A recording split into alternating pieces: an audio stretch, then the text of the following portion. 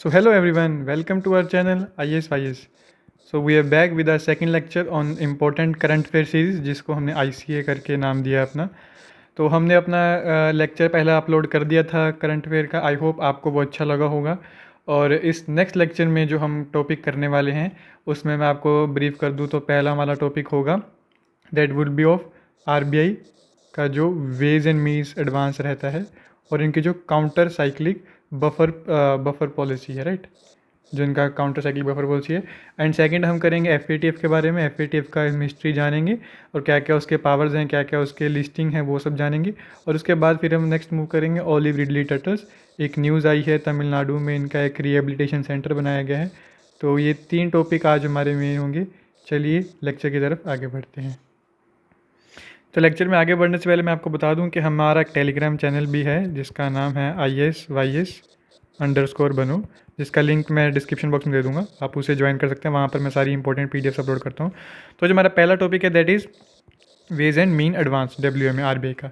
अब ये न्यूज़ में क्यों था, क्योंकि अभी रिसेंटली ने RBI जो रिजर्व बैंक ऑफ इंडिया है उसने जो लिमिट ऑफ WMA को रिड्यूस कर दिया है। WMA एक प्रकार से आप देख सकते हैं कि जो loan taken by government from RBI to meet temporary mismatch, right. अगर उन्हें लगता है कि उनके जो रिसीप्ट्स हैं या उनके जो खर्चे हैं उनमें अगर कोई टेम्परेरी मिसमैच लग रहा है उन्हें, तो उसके चलते वो अपना एक RBI से लोन ले सकते हैं। अब ये WMA जो स्कीम है वो स्टार्ट कब हुआ था? ये स्टार्ट हुआ था हमारा 1997 में, राइट। अब इसके आगे हम डिटेल जानेंगे WMA किस प्रकार का होता है। तो WMA जो होता है, WMA हमारा 2 प्रकार का रहता है। एक है हमारा special WMA, another is normal WMA। तो जब भी कोई सरकार पहली बारी RBI के पास जाएगी इस फैसिलिटी के लिए, सबसे पहले बता दूँ ये RBI की फैसिलिटी 3 मंथ तक का रहता है। 3 मंथ तक की इसकी वैलिडिटी रहती है। इसके अंदर सरकार को चुकाना पड़ता है। अगर इसके बाहर सरकार जा रही है, इसके अलावा भी उसको मोहलत चाहिए, तो उसके लिए एक ओवरड्राफ्ट होता है, वो हम जानेंगे, राइट। तो ये सब चीज़ें, तो सबसे पहले सरकार अपना स्पेशल WMA को यूज़ करती है, राइट। तो इसके अंदर क्या रहता है कि इसमें जो हमारा लोन है वो दिया जाता है अगेंस्ट कोलेट्रल, राइट। इसमें एक ड्राइंग फैसिलिटी रहता है सरकार के पास जिसमें गवर्नमेंट की जो सिक्योरिटीज़ हैं उनको एज अ GSEC जिन्हें हम बोलते हैं शॉर्ट फॉर्म में, तो गवर्नमेंट की जो सिक्योरिटी पत्र रहते हैं उसके एवज में, उनके कोलेट्रल में RBI उन्हें लोन देता है, राइट। और जब ये सब जब RBI जब जो सरकारें हैं जब वो स्पेशल WMA को एग्जॉस्ट कर चुके थे उसके बाद फिर वो नॉर्मल WMA के तहत लोन लेते हैं, राइट। तो जो स्पेशल WMA इसका दूसरा नाम SDF भी है। और SDF ये जो हमने कल पढ़ा था, this SDF stands for special drawing facility. जो हमने कल पढ़ा था वो स्टैंडिंग डिपॉजिट फैसिलिटी था, it is special drawing facility. तो एक हमारे पास, मैं 3 चीज़ें आपको बता दूँ कन्फ्यूजन हो, एक हमारे पास है special drawing facility, then comes normal limit, and third है हमारे पास ओवर ड्राफ्ट, राइट। तो अब हम जानते हैं किस किस इंटरेस्ट रेट पे ये सब रहता है और क्या क्या इसकी हिस्ट्री है, और उसके लिए हम PDF पे मूव करते हैं लेक्चर की, जो मैंने आपकी ईज़ के लिए बना रखा है, राइट। जी, तो मैंने आपकी ईज़ के लिए जब आपको नोट्स प्रोवाइड हो तो ईज़ हो तो मैंने मार्क कर रखे हैं, लेकिन अब मैं आपको दोबारा मार्किंग समझा दूंगा। तो सबसे पहले हम देखिए RBI के ओरिजिनल साइड से इसको करेंगे ताकि कोई हमारे पास डाउट ना रहे। तो जो वेज एंड मीन एडवांस है, पहले बात है कौन से एक्ट के अंदर आता है, तो ये 1934 के RBI एक्ट के अंदर आता है, सेक्शन 17। सेक्शन इंपॉर्टेंट नहीं, लेकिन आप एक्ट याद कीजिए एक्ट कौन सा है। तो RBI provides ways and means advance to states जो उन्हें अगर उन्हें कोई अपने टेम्परेरी मिसमैच को कैश फ्लो में उसको पूरा करना है ऑफ द रिसीप्ट या पेमेंट, ठीक है। तो इसके चलते वो लेते हैं। अब इसकी जो लिमिट है that limit should not be more than 3 month, याद कर लीजिए, लिमिट है 3 महीने की। और उसके बाद फिर हमने देखा कि there are 2 type of WMA, normal and special. While normal WMA are clean advances, ये आप याद कर लीजिए, क्लीन एडवांसेस कौन से हैं, नॉर्मल, राइट। तो मैं लिख देता हूँ आपके लिए, नॉर्मल मैंने स्टार मार्क कर दिए, स्क्रीनशॉट ले लीजिए, पीडीएफ में डाउनलोड अपलोड कर दूंगा, तो वहाँ से आप देख सकते हैं। तो normal WMA called clean advance and special WMA secured advance, right, क्योंकि इस पर हमने पढ़ा था कोलेट्रल रहता है, तो उस कारण से वो because provided against the pledge of government of India dated security. तो जो GSEC बॉन्ड रहते हैं हमारे गवर्नमेंट सिक्योरिटी, उसको एज अ कोलेट्रल दिया जाता है। अगर हम बात करें स्पेशल WMA की, तो वैसा रहता है। इसके बाद RBI ने डिटरमिन की है लिमिट कि नॉर्मल की कितनी रहेगी, स्पेशल कितनी रहेगी फॉर ईच स्टेट। हर एक स्टेट की लिमिट्स लग रहती है कि कौन सा स्टेट कितना ले सकता है लोन इनसे, तो वो हर एक स्टेट की RBI डिटरमिन करता है, और जिसको वो और इस लिमिट को वो पीरियडिकली रिवाइज करता रहता है ताकि उसमें कोई रिडंडेंसी ना आ जाए। उसके अलावा हमने बात देखा कि अगर हमें ओवरड्राफ्ट लेना है तो an amount drawn by state in excess of WMA, मान लीजिए आपने जो स्पेशल है और जो नॉर्मल है उसको एग्जॉस्ट कर दिया, उसके बाद भी आपको पैसा चाहिए, उसके ऊपर भी चाहिए, तो that is called overdraft, right. हम जानेंगे आगे ओवरड्राफ्ट क्या रहता है, लेकिन यही है। तो सबसे पहले वो SDF यूज़ करेंगे अपना, उसके बाद then they will go to normal, और अगर इसके बाद भी पैसा चाहिए तो then they will go for overdraft. तो ये कुछ ऐसा प्रोसेस रहता है हमारे पास। अब हम आगे जानते हैं ओवरड्राफ्ट क्या रहते हैं। तो ओवरड्राफ्ट ज़्यादा डिटेल जाने की जरूरत नहीं है, मोटा मोटी जान लीजिए कि जो स्टेट गवर्नमेंट है और यूटीज़ हैं that can avail overdraft on 14 consecutive days. 3 महीने की जब लिमिट पूरी हो चुकी है उसके बाद भी अगर उनको पैसा चाहिए तो वो 14 डेज़ के उस पर कंसेक्यूटिव डेज पे ले सकते हैं। उसके अलावा state government UT can be in OD for maximum number of 36 days in a quarter. अगर एक क्वार्टर की बात करें, क्वार्टर जैसे मान लीजिए हमारे 12 साल रहते हैं, तो इसमें हमारे 3 मंथ के 4 क्वार्टर रहते हैं इकोनॉमी में, राइट। तो हमारा जो फाइनेंशियल ईयर है, राइट, वो जो हमारे बजट से शुरू होता है उसके 1 अप्रैल से शुरू होता है हमारा 31 मार्च तक। जैसे 1 अप्रैल 2022 से 2023 के रहेगा, राइट। तो इसमें 4 क्वार्टर बांट देते हैं हम ऐसे करके, 3 महीने के क्वार्टर रहते हैं, तो उस क्वार्टर की बात कर रहे हैं। इतना डिटेल में जाने की जरूरत नहीं है। अब आप देख लीजिए कि जो interest rate of SDF WMA OD ये कैसे डिटरमिन होगा, किससे लिंक्ड होता है। तो it is link to the policy rate. और पॉलिसी रेट क्या है, रेपो रेट। जो रेपो रेट है उसे पॉलिसी रेट बोलते हैं, ये उन्होंने खुद बता रखा है जी। देखिए repo rate, interest will be charge for all the days advance remain outstanding. अब कितना कितना लोन रहता है, देखिए सबसे पहले SDF, then comes WMA, then comes OD। अब ये SDF ये इसमें नॉर्मल वाले की बात कर रही है, SDF हमने जो पढ़ा था जो स्पेशल वाला है, then normal WMA, then OD। तो जो SDF में रहता है उसमें हमारा रेट रहता है रेपो -2 या रेपो -1, मतलब रेपो से कम ही रहता है, राइट। फिर जो नॉर्मल है, जो नॉर्मल WMA उसमें रेपो रहता है, और जो ओवरड्राफ्ट है उसमें भी 2 कंडीशंस हैं, तो वो कंडीशंस हमें याद करने की ज़रूरत नहीं है इतनी। ये देख लीजिए कि ओवरड्राफ्ट में रेपो +2, रेपो +5, तो रेपो +5, रेपो +2। तो अगर कुछ ऑर्डर याद करें कैसा है, तो पहले SDF आएगा, देन कम्स WMA जिसे नॉर्मल WMA कहते थे, और देन कम्स OD। तो इस प्रकार से कुछ ऑर्डर रहता है हमारा। तो बस ये हमारे लिए मोटा मोटी जानने की ज़रूरत थी, राइट। और इसके बाद एक और जो अभी न्यूज़ आई थी इसी में RBI में था, दैट इज़ दैट RBI ने अनाउंस किया है कि जो उनकी काउंटर साइक्लिक कैपिटल बफर है वो इसको अभी कुछ समय के लिए एक्शन में नहीं लेके आएंगे। देखिए RBI का 5 अप्रैल 2022 का एक सर्कुलर था जिसमें वो बोल रहे हैं कि जो RBI का फ्रेमवर्क है उन काउंटर साइक्लिक कैपिटल बफर, ये क्या होता है बताऊंगा आपको मैं। काउंटर साइक्लिक कैपिटल बफर, इसको RBI ने डिसाइड किया है कि it has been decided that it is not necessary to activate CCBB at this point of time. मतलब अभी फिलहाल RBI ने इसको ख़त्म कर दिया है, अभी इसको एक्शन में लाने से मना कर दिया, राइट। और जो ये CCYB है ये पहली बात तो कब आया था एक्शन में, कब इसको इंट्रोड्यूस किया गया था, तो इसको इंट्रोड्यूस किया गया था 2015 में। Was put in place by reserve bank in terms of guidelines issued on RBI 2015 में इसको RBI लेके आया था। और इसमें जो इसका फ्रेमवर्क रहता है कि किस प्रकार से हमें इसको एक्टिवेट करना है, कब नहीं करना, तो उस पर जो क्रेडिट टू GDP गैप है, राइट, क्रेडिट मान लें कितना लोन है सरकार पर और कितना GDP है हमारा, right, credit to GDP ratio जो रहता है, तो उसको एक एज अ मेन इंडिकेटर किया जाता है। मेन इंडिकेटर है, उसके अलावा भी बहुत सारी चीज़ें होती हैं, सप्लीमेंट्री इंडिकेटर होते हैं, लेकिन मेन हमारा क्रेडिट टू GDP रेशो। अगर स्टेटमेंट आ जाए कि it is linked to repo rate, it is link to credit to GDP ratio, तो it is link to credit to GDP gap, ये रेशो मान लीजिए, राइट।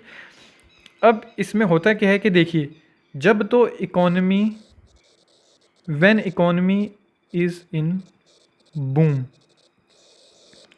देन RBI बैंक को buffer इकट्ठा करने के लिए बोलता है कि अभी इकॉनमी अच्छी चल रही है, लोग बाग अपना पैसा सेव करेंगे, आप उसमें अपना बफर इकट्ठा कर लीजिए, कि आप अपने पास एक रिज़र्व इकट्ठा कर लीजिए, राइट। आप एक रिज़र्व इकट्ठा कर लीजिए ताकि जिसको हम, जब हमें ज़रूरत पड़ेगी, कभी रिसेशन आएगा इन फ्यूचर, तो हम तब उस बफर को यूज़ कर सकें, राइट। तो हम क्या है अच्छे समय में, जैसे घर में होता है ना कि जब अच्छा समय चल रहा है तो हम सेविंग कर लेते हैं, राइट। सेविंग कर ली ताकि हमें मुश्किल समय में वो काम आ सके। तो सेम ही चीज़ है कि जब देश की इकॉनमी अच्छी चल रही होती है, when economy is in boom, तो आरबीआई बैंकों को बोलता है कि आप अपना बफर इकट्ठा कर लीजिए, जिसको हम बाद में मुश्किल समय में यूज़ कर सकते हैं, राइट। एक तो ये रहता है, और दूसरा कि ये बैंकों पे एक तरह का रिस्ट्रिक्शन भी रखता है आरबीआई के, ताकि वो अननेसेसरी लैंडिंग ना कर सके। अब जैसे मान लीजिए बैंकों में बहुत सारा पैसा आ रहा है, इकॉनमी बूम पे है, बैंकों में बहुत सारी जनता पैसा सेव करा रही है, तो बैंकों को लालच आएगा कि हम ज़्यादा से ज़्यादा लोन दें, और अगर लोन देंगे तो फिर जो इकॉनमी है, जो देश है, उसके अंदर पैसे की सप्लाई बढ़ जाएगी, सबके पास पैसा आ जाएगा, सब लोग डिमांड क्रिएट करेंगे, डिमांड क्रिएट होगी, चीज़ों के रेट बढ़ेंगे तो महंगाई बढ़ेगी। तो उसको भी कंट्रोल करने के लिए कभी कभी आरबीआई इसका यूज़ करता है, लेकिन अभी हाल फिलहाल में आरबीआई ने कहा है कि हम इसको एक्टिवेट नहीं करेंगे, नेसेसरी नहीं है, राइट। तो ये हमारा मेजर न्यूज़ था। उसके बाद नेक्स्ट जो टॉपिक है that is F A T F हर बारी खबरों में एक ही कारण से रहता है, क्योंकि पाकिस्तान के चलते। पाकिस्तान को पिछले 2-3 साल से इन्होंने ग्रे लिस्ट में ही रख रखा है उसको। They are not shifting it to blacklist, because Pakistan हर बारी कुछ ना कुछ हरकत करके जो भी एफ की डायरेक्शंस रहती हैं उनमें से एक दो को मान लेता है, और उसके चलते उसको थोड़े समय की मोहलत और मिल जाती है। इससे अलावा एफ का कोई इंपॉर्टेंट न्यूज़ में रहने का कारण नहीं रहता, राइट। मेजर तो ये रहते हैं। और पाकिस्तान के क्या क्या 27 इंडिकेटर हैं वो हमें जानने की कोई ज़रूरत नहीं, that is none of our concern. हमारे मतलब की कोई बात नहीं, यूपीएससी नहीं पूछने वाला हमसे। हमें पता होना चाहिए प्रीलिम एस्पेक्ट से या मेन एस्पेक्ट से कि एफ का मेन मुद्दा क्या है, कब बना था, ये सब चीज़ें, राइट। तो F it is a global money laundering यानी कि जो पैसे की हेरफेर की जाती है, ब्लैक मनी को वाइट मनी बनाया जाता है, लॉन्ड्रिंग की जाती है मनी की। And terrorist financing watch dog, अगर तो टेररिस्ट फाइनेंसिंग कर रही है या मनी लॉन्ड्रिंग हो रही है कहीं पे, ये दोनों इंटरलिंक्ड हैं। मनी लॉन्ड्रिंग से ही टेररिस्ट फाइनेंसिंग होती है, इस प्रकार से लिंक्ड है। तो इसके जो मेन ऑब्जेक्टिव वो भी सेम ही है। It is an inter governmental body, मैंने टिक मारा का इंटर गवर्नमेंटल बॉडी है। ये इंटरनेशनल स्टैंडर्ड सेट करता है कि कैसे हम जो इलीगल अवैध एक्टिविटीज़ हैं उनको रोक सकें, जिससे सोसाइटी को हार्म ना हो, राइट। अगर मनी लॉन्ड्रिंग करेंगे, उससे टेररिस्ट फाइनेंसिंग करेंगे, हमले होंगे, सोसाइटी में जो पीस है, सोशल फैब्रिक है, वो हार्म होगा। तो उसको रोकने के लिए, इलीगल एक्टिविटीज़ को रोकने के लिए ये कुछ अपनी नेशनल इंटरनेशनल स्टैंडर्ड्स को सेट करता है। अब इसके कितने कंट्रीज़ मेंबर हैं, तो इसके 200 से ज़्यादा कंट्रीज़ इसकी ज्यूरिडिक्शन को मानते हैं, राइट। इसमें सबसे बड़ी बात है कि जो एफ की रिकमेंडेशन है, ये अपनी रिकमेंडेशन देता है, उसके बिहाफ पर फिर जो कंट्रीज़ हैं वो अपना लेजिस्लेशन बनाती हैं, राइट। जैसे मान लीजिए जो हमारा वो मनी लॉन्ड्रिंग वाला एक्ट है, राइट, जो बेनामी प्रॉपर्टी एक्ट है, जो ऐसे जो ब्लैक मनी एक्ट है, तो ये हमने क्यों बनाया, क्योंकि हम एफ के मेंबर हैं, इंडिया एफ का मेंबर है, तो उसकी गाइडलाइंस को फॉलो करते हमने अपनी कंट्री में लेजिस्लेशन बनाया है। उसके अलावा एफ ऑल्सो वर्क्स, ये और किसके लिए काम करते हैं, ताकि ये फंडिंग स्टॉप कर सके वेपन ऑफ मास डिस्ट्रक्शन, जैसे न्यूक्लियर वेपन्स वगैरह रहते हैं, तो उनकी फंडिंग को भी रोकने के लिए ये सब काम करता है।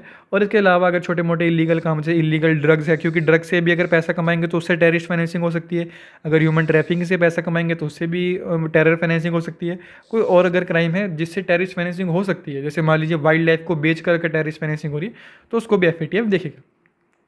उसके अलावा जो हमारे लिए इंपॉर्टेंट है नेक्स्ट इज़ के ये क्या क्या करते हैं, तो ये कब बना था ये बता दिया, 1989 में बना था। इंटर गवर्नमेंटल बॉडी है, ये किसका इनिशिएटिव था, तो ग्रुप ऑफ 7 जिसे हम G7 बोलते हैं, उसका ये इनिशिएटिव था जो पेरिस में हुआ था, राइट, 1989 में। इसका हेडक्वार्टर भी वहीं पर है। तो जिसमें उन्होंने, जब ये बना था तो सिर्फ और सिर्फ मनी लॉन्ड्रिंग के लिए बनाया गया था उसको शुरुआत में 1989 में, लेकिन जब 2001 में 9/11 के अटैक्स होते हैं, वर्ल्ड ट्रेड सेंटर को गिरा दिया जाता है अलकायदा के द्वारा, तो उस समय इसमें फिर टेररिस्ट फाइनेंसिंग को भी इंक्लूड किया गया कि हम इसके साथ भी लड़ाई लड़ेंगे। और 2012 में इसके जो एफर्ट्स थे उसमें ऐड कर दिए गए वेपन ऑफ मास डिस्ट्रक्शन को, कि हम इसकी भी चेक करेंगे, राइट। अब इसके अलावा इसके और कौन कौन से 3 काम है, तो ये नॉर्मल से कि अगर तो कोई मनी लॉन्ड्रिंग है उसको कॉम्बैट करेगा, टेररिस्ट फाइनेंसिंग को कॉम्बैट करेगा, और उसके अलावा कोई भी अगर थ्रेट है ऐसा। अब एफ की जो डिसीजन मेकिंग बॉडी है उसको हम प्लीनरी मीट्स बोलते हैं। अभी हाल फिलहाल में जो ये हम सुनते हैं कि पाकिस्तान को ग्रे लिस्ट में रखा गया, ये प्लीनरी मीटिंग ही होती हैं, जो meets thrice time per year, एक साल में 3 बार मिलते हैं, राइट। तो एक साल में 3 बार मिलते हैं, ये सब चीज़ें इंपॉर्टेंट है हमारे लिए। उसके बाद इसके कितने मेंबर हैं, 39 इसके मेंबर कंट्रीज़ हैं, और 39 में से सॉरी फॉर दिस, तो 39 मेंबर में से 37 कंट्रीज़ और 2 रीजनल ऑर्गेनाइजेशन है। वेट मैं नेट ऑफ कर दूं ताकि बार बार ऐसे नोटिफिकेशन ना आए। जी, जो हम कहाँ थे, तो 37 कंट्रीज़ और 2 रीजनल ऑर्गेनाइजेशन इसकी मेंबर हैं। तो 37 कंट्री में आप देख लीजिए कि इंडिया भी इसका मेंबर है, एंड आप देखेंगे कि आपको इस लिस्ट में कहीं पाकिस्तान नहीं दिख रहा होगा, राइट, इसके चलते। तो वो सब चीज़ें कि उसके अलावा भी जहाँ पर ये सब चीज़ें काम कर रहे थे तो वहाँ पर ये काम उनको रोकने का काम करते रहते हैं। तो इसमें इंडिया इसका मेंबर है, जी हाँ। अब देखिए 2 ऑर्गेनाइजेशन कौन से, 37 मेंबर एंड 2 रीजनल ऑर्गेनाइजेशन कौन कौन सी है। पहली है gulf cooperation council, next is European commission. अभी गल्फ कोऑपरेशन काउंसिल अभी जो एक हाल फिलहाल में प्रॉफिट पर कुछ कमेंट्स किए गए तो उसके चलते न्यूज़ में है, तो इसको थोड़ा हल्का सा ब्रीफ जान लेते हैं। एस्टैब्लिश कब हुआ था, 1981 में एस्टैब्लिश हुआ था। इसके हेडक्वार्टर कहाँ पे, रियाद में है। कौन कौन से कंट्रीज इसके मेंबर हैं, तो that is they are Saudi Arabia, Kuwait, Bahrain, Qatar, UAE, Oman, right. तो ये सब इसके कुछ कुछ मेंबर कंट्रीज़ हैं, ये आप देख सकते हैं। और इसके ऑब्जर्वर में इंडोनेशिया है। और एफएटीएफ को रीजनल साइट है, मतलब ऑफिशियल साइट है, तो इस पर आप विश्वास कर सकते हैं। और इसकी 2 लिस्ट होती है, एक होती है ब्लैक, एक होती है इसकी ग्रे लिस्ट। तो ब्लैक लिस्ट में इसके 2 ही कंट्रीज़ हैं, एक है नॉर्थ कोरिया, एक है ईरान। तो ये दोनों इसके ब्लैक लिस्ट में हैं और ग्रे लिस्ट में पाकिस्तान अभी हाल फिलहाल में है। अब देखते हैं आगे, थोड़ा सा विकीपीडिया से जान लेते हैं। हमने मोटा माटी सब जान लिया। इंटर गवर्नमेंटल बॉडी है, 1918 में बना था, इनिशिएटिव ऑफ G7 है। इसका जो फ्रेंच नेम है दैट इज़ ग्रुप डी डेक्शन फाइनेंस जो भी करके, तो गाफी नाम से इसको जाना जाता है। 2001 में इसमें टेररिज्म फाइनेंसिंग को भी जोड़ दिया गया था। अब इसमें एक जो चीज़ है कि FATF मोनिटर्स प्रोग्रेस, जो भी FATF की गाइडलाइंस रहती है उसको इम्प्लीमेंटेशन कंट्रीज़ कर रही हैं नहीं कर रही, तो उसके लिए पीयर रिव्यू करते हैं। जैसे हम आंसर राइटिंग में पीयर रिव्यू करते हैं ना, तो वैसे ही जो इसके मेंबर कंट्रीज़ हैं वो एक दूसरे का रिव्यू करते हैं कि स्टैंडर्ड्स को मीट कर रहे हैं नहीं कर रहे, तो वो सब चीज़ रहता है। तो सिंस 2000 इन्होंने बात की कि FATF ने अपना ब्लैक लिस्ट मेंटेन किया है। ब्लैक लिस्ट को कॉल फॉर एक्शन के नाम से भी जाना जाता है, ये काफ़ी इंपॉर्टेंट है। कॉल फॉर एक्शन किसका है, तो वो FATF का है। FATF का ब्लैक लिस्ट है। और एक FATF का ग्रे लिस्ट है जिसे हम बोलते हैं अदर मॉनिटर्ड ज्यूरिसडिक्शन, जिसमें अभी हाल फिलहाल में पाकिस्तान को डाला गया है। इसका होता है कि अगर किसी कंट्री को ब्लैक लिस्ट में डाल दिया जाता है, ब्लैक लिस्ट में, तो जितने भी फाइनेंशियल इंस्टीट्यूशंस हैं, कोई भी कंट्रीज़ हैं, तो वो उनसे अपना जो इकोनॉमिक ट्रांजैक्शंस हैं उनको काट देती है, उनसे वो डील करना बंद कर देते हैं, उन्हें लोन देना बंद कर देते हैं। यही अभी दिक्कत पाकिस्तान को भी आ रही है, क्योंकि पाकिस्तान में इकोनॉमिक क्राइसिस चल रहा है, लेकिन FATF की ग्रे लिस्ट में होने के चलते उसको फंडिंग या उसको फाइनेंसिंग इतना ईजिली नहीं मिल पा रहा, उसको थोड़ा दिक्कत का सामना कर रहा है उसके अंदर। इसका हेडक्वार्टर कहाँ पे है, फ्रांस में हेडक्वार्टर है, राइट। तो इसके बाद फिर जो हमारा नेक्स्ट था, द नेक्स्ट न्यूज़ था तमिलनाडु का। उसमें मैं आपको पहले न्यूज़ की तरफ ले चलता हूँ। न्यूज़ में मैं जो कंटेक्स्ट है बता दूंगा बाद में, क्योंकि मैंने उसको नेक्स्ट स्लाइड में लिख रखा है। लेकिन वो न्यूज़ वो ऑलिव रिडली टर्टल के बारे में थी, ORD के बारे में, कि तमिलनाडु ने अभी एक रिहेबिलिटेशन सेंटर बनाया है ऑलिव रिडली टर्टल्स की कंजर्वेशन के लिए। तो इनको बारे में ब्रीफली जान लेते हैं। ऑलिव रिडली टर्टल्स होते हैं, इनका स्टेटस क्या है, वल्नरेबल स्टेटस है इनका। इनको पैसिफिक रिडली सी टर्टल भी कहा जाता है। और इनकी जो फैमिली है, ये याद कर लीजिए, पूछ सकता है UPSC, क्योंकि काफ़ी फेमस है ये स्पीशीज़। तो किलोंडी जो भी आप इसको प्रोनाउंस करें, लेकिन स्पेलिंग से याद रखिए। सो किलोंडे इसकी एक फैमिली है। ये सेकंड स्मॉलेस्ट और मोस्ट अबंडेंट सबसे ज़्यादा पाए जाने वाला सी टर्टल है वर्ल्ड में। और ये कहाँ कहाँ पाया जाता है, ये या तो गर्म पानी में, वार्म वाटर, या ट्रॉपिकल, जो हमारे ट्रॉपिकल रीजन, जैसे ये मान लीजिए अर्थ है, ये इक्वेटर है, तो ये ट्रॉपिक्स के जो बीच का रीजन है, इस रीजन में ये पाया जाता है, राइट। ये 23 degree half north, 23 degree south, ये cancer, tropic of cancer, tropic of Capricorn, जिसे हम उष्णकटिबंधीय रेखा भी कह देते हैं, कर्क रेखा, मकर रेखा, तो वैसे रहता है। इसका एक दूसरा नाम है कैंप रिडली टर्टल, से इनको रिलेट किया जाता है। इनका एक देखिए 2 तरह की नेस्टिंग करते हैं, ये एकांत में भी करते हैं, सोलिटरी यानी कि एकांत में भी करते हैं नेस्टिंग, और ये ग्रुप्स में भी करते हैं। ग्रुप्स वाली नेस्टिंग को अरीबादा कहा जाता है, जो हमारे उड़ीसा के गहीरमाथा बीच का काफ़ी वर्ल्ड फेमस है, राइट, जिसमें सब इकट्ठा आके करते हैं। उसके अलावा जो हमारे लिए ध्यान देने वाली बात है, साइट्स के अपेंडिक्स 1 में है, वल्नरेबल IUCN के वल्नरेबल स्टेटस में है। इनके नेस्टिंग ग्राउंड कहाँ कहाँ हैं, तो आप देख लीजिए, ये देखिए, ये सॉलिटरी यानी एकांत में भी करते हैं, और ये हमारा मास नेस्टिंग भी करते हैं, जिसको अरीबादा बोलते हैं। और इसमें क्या है, female return to the same beach, right, वो सेम बीच पर ही आता है जहाँ पे उन्होंने अंडे अपने हैच किए होते हैं। और मेजर इसमें कौन से हैं, एक तो गहीरमाथा उड़ीसा में काफ़ी मशहूर है, देन मेक्सिको का कोस्ट काफ़ी मशहूर है, और कोस्टारिका का कोस्ट काफ़ी मशहूर है, राइट, तो यहाँ पर भी मशहूर है। और अगर हम सॉलिटरी नेस्टिंग की बात करें, एकांत में कहाँ नेस्टिंग करते हैं, that is along Coromandel coast, Tamil Nadu जिस तरफ है हमारा, तमिलनाडु में ही कोरोमंडल कोस्ट है, तो वहीं पर ये सॉलिटरी नेस्टिंग भी करते हैं। श्रीलंका में भी होती है, इस प्रकार से अलग अलग जगह पर करते हैं, राइट। इसके अलावा ये कुछ बीचेस के नाम से जो कोस्टा रिका में है, ताकि अगर UPSC बाई चांस कभी मैच द फॉलोइंग पूछ ले कि ऑस्टियनल बीच कहाँ पे है, नैनसाइट बीच कहाँ पे है, तो ये सब चीज़ें हमें पता होनी चाहिए कि ये कहाँ कहाँ पर हैं। इसके अलावा अगर हम इंडिया की मैपिंग की बात करें, तो ये हमारा उड़ीसा का कोस्ट है, दिस इज़ ऋषिकुल्य रिवर, ये महानदी रिवर जो ये बे ऑफ बंगाल में मर्ज करती है। ये पारादीप पोर्ट है हमारा, जहाँ से हम अपने आयरन को एक्सपोर्ट करते हैं टूवर्ड्स जापान। तो गहीरमाथा एक इम्पॉर्टेंट है, एक साइट है जो गहीरमाथा एक मेजर है, और एक हमारा ये देखिए, ये तो नॉर्मल बॉक्स सपोर्ट है, और एक ऋषिकुल्य रिवर का जो डेल्टा है, यहाँ पर एक फेवर्स है, यहीं पर हमारा भीतरकनिका नेशनल पार्क आ जाता है, और एक हमारा गहिरमाथा वाइल्ड लाइफ सेंचुरी करके यहाँ पर भी एक रेत। तो ठीक है, अब अगर हम टर्टल की बात करें तो टर्टल के 5 स्पीशीज़ पाए जाते हैं इंडिया में। कौन कौन से हैं? They are olive ridley turtles, wait मैं कलर चेंज कर लूँ। तो they are olive ridley turtles, green turtle, hawksbill, leatherback, loggerhead. इन सब का आईयूसीएन स्टेटस दे रखे हैं, वल्नरेबल है, एंडेंजर्ड है, क्रिटिकली एंडेंजर्ड है, वल्नरेबल है। तो मेजरली सारे वल्नरेबल हैं। और ये मैंने दे रखे कहाँ कहाँ पाए जाते हैं। तो जो ऑलिव रिडली टर्टल है, they are found Andaman Nicobar, Odisha, Lakshadweep, Andhra Pradesh, Tamil Nadu, Gujarat, Maharashtra, Goa, यहाँ पाया जाता है। जो ग्रीन टर्टल है वो अंडमान निकोबार, लक्षद्वीप, तमिलनाडु, गुजरात, महाराष्ट्र में पाया जाता है। जो हॉक्सबिल है, जो क्रिटिकली इंडेंजर्ड है, वो दोनों आइलैंड यानी कि जो अंडमान निकोबार और लक्षद्वीप दोनों में पाया जाता है। Then comes leatherback. लेदरबैक की खास बात है, ये सिर्फ और सिर्फ अंडमान निकोबार में ही पाया जाता है, सिर्फ और सिर्फ अंडमान निकोबार में। जो लॉगरहेड है, ये हमारे इंडिया में नेस्टिंग नहीं करता। जो ये 5 प्रजातियाँ पाई जाती हैं, इनमें से ये सिर्फ 4 प्रजातियाँ ही हैं पहली, जो इंडियन तट पे, जो हमारा भारतीय तट है वहाँ पर, या उसके जो हमारे आइलैंड्स हैं, जो हमारे द्वीप हैं, वहाँ पर जो ये करते हैं नेस्टिंग। लॉगरहेड इंडिया में नेस्टिंग नहीं करता, इसका स्टेटस वल्नरेबल है। और जो ओलिव है, there are small nest and most abundant, हमने देख ही लिया था। और जो न्यूज़ थी वो ये थी कि Tamil Nadu will set up international olive ridley turtle protection and rehabilitation centre. तो ये तमिलनाडु है, उड़ीसा से कन्फ्यूज़ मत होइएगा। यूपीएससी आपको स्टेटमेंट में उड़ीसा डाल के कन्फ्यूज़ कर सकता है। तो ये थे हमारे आज के 3 टॉपिक जो मैंने आपको बताया था। पहले हमने किया जो आरबीआई का वेज एंड मीन एडवांस था, उसमें हमने जाना क्या क्या इस प्रकार की हैं। देन हमने देखा जो काउंटर साइक्लिक इनका बफर रहता है उसके बारे में हमने पढ़ा। देन फिर हमने एफएटीएफ के बारे में जाना, राइट, एफएटीएफ के बारे में। उसके बाद हमने फिर जाना ऑलिव रिडली टर्टल्स के बारे में। आई होप आपको लेक्चर अच्छा लगा हो। टेलीग्राम चैनल का लिंक डिस्क्रिप्शन बॉक्स में डाल दूंगा।